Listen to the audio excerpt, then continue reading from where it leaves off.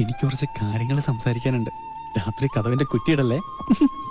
മീനാക്ഷി, മീനാക്ഷി എത്ര അവൻ എന്താ പറഞ്ഞത്? എത്ര നേരമായി ഞാൻ പെൺകുട്ടികളുള്ള വീടാ. ഇങ്ങനെ റോന്ത് വിറ്റ് കിടന്ന മറ്റുള്ളവർ എന്ത് വിചാരിക്കും?